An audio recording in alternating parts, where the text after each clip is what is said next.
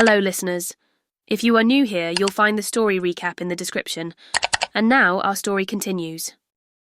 In the high-rise boardroom, the tension was evident as Peter laid out his demands. The men in suits listened intently, their faces etched with worry and disbelief. Peter's proposition was clear: substantial funding in exchange for access to the vaccine and the underground safe houses. However, not everyone was willing to comply. "This is extortion!" one of the men exclaimed, his voice filled with indignation. "You can't just demand money from us like this." Another man nodded in agreement, his expression stern. "We won't be bullied into paying you. This is outrageous." Peter's eyes narrowed, his steely gaze fixed on the dissenters. "You don't understand the gravity of the situation," he said coldly. "This is about survival. Without the vaccine and the safe houses, you and your families won't stand a chance." The men exchanged uneasy glances, but their resolve remained firm. "We won't be threatened," one of them said, his tone defiant. "If you think you can intimidate us, you're mistaken." Peter's expression darkened, a dangerous glint in his eyes. "I suggest you reconsider," he said, his voice low and menacing. "The world is falling apart, and time is running out. You can either pay the price or face the consequences." The room fell silent, the weight of Peter's words hanging heavily in the air. The men knew that they were at a crossroads, and the choices they made would determine their fate in the uncertain times ahead. Peter's expression remained cold and calculating as he addressed the men in the boardroom. "Your only contribution to the future is your money," he said, his voice dripping with disdain. "Without it, there is no funding for the cause. Beyond that, you are useless to the continuation of mankind." The men exchanged uneasy glances, their faces etched with a mix of anger and fear. Peter's words cut deep, but they knew he held the power in this situation. The world was falling apart, and their wealth was the only thing that could secure their survival. Peter continued, his tone unwavering. "The vaccine and the safe houses are the only things that can protect you and your families. If you want access to them, you will pay the price. Otherwise, you are of no use to me or to the future of humanity." The room fell silent, the weight of Peter's words hanging heavily in the air. One of the men in the boardroom, his face flushed with anger, stood up and faced Peter. "I won't comply with your demands," he declared, his voice firm and defiant. "This is extortion, and I refuse to be a part of it." Peter's expression remained cold and calculating. Without a word, he waved his hand at the men standing by the door. In an instant, they rushed at the defiant man, grabbing him and holding him down with a force that left no room for resistance. Another man, who had been standing quietly in the corner, stepped forward with a syringe in hand. The defiant man's eyes widened in fear as he struggled against his captors, but it was no use. The syringe was stabbed into his neck, and the contents were swiftly injected into his bloodstream.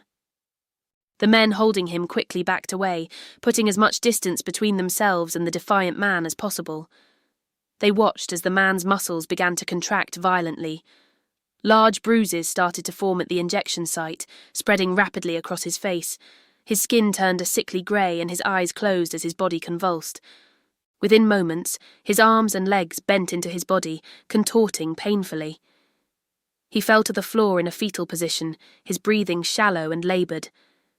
The room fell silent, the other men staring in shock and fear at the gruesome transformation before them.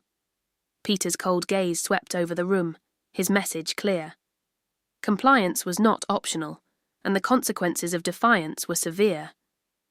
As the man lay on the floor, his body began to slowly unravel. His joints moved with exaggerated flexibility, bending in ways that seemed unnatural. His head swiveled in a weird, twitching motion, his eyes locking onto the people in the room with an eerie intensity.